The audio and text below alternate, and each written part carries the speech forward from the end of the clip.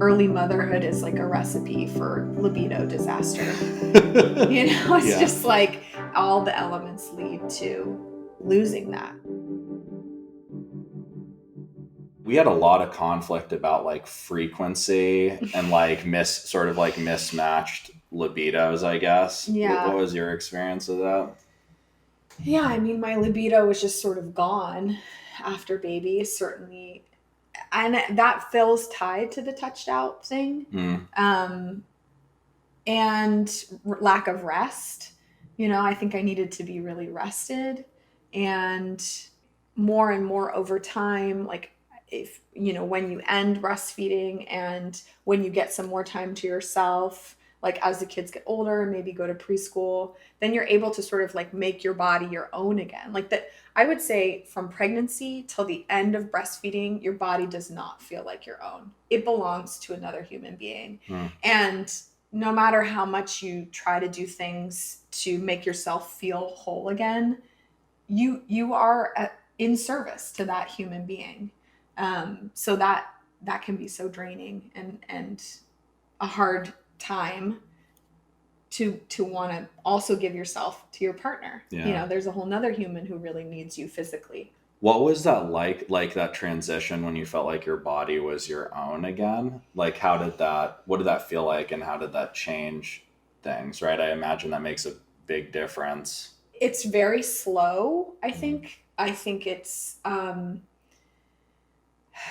sort of like over and over making the decision to do something for yourself. For me, it's mostly exercise and showering. and going like this. Yes.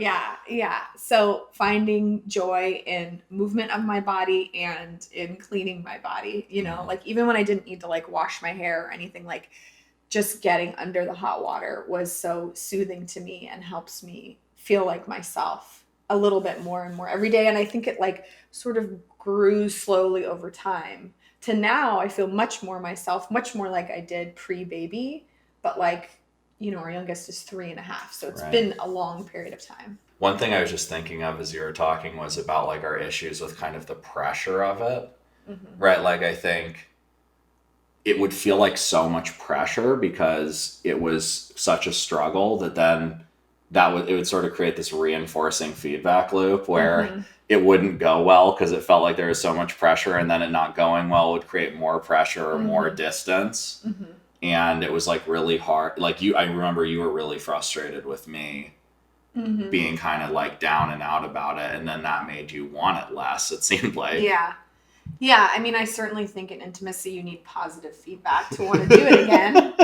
Yeah, that would make sense. Yeah. And I think for us, removing the like orgasm, I mean, not that I never orgasm, but just sort of like coming to intimacy as a chance to connect without a goal in mind helped it feel relaxed and just a connecting time for us and less an agenda about what we wanted to happen.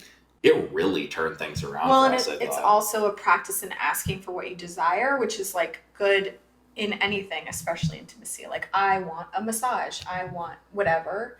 And it was a practice for us to come back to each other and give each other what we wanted.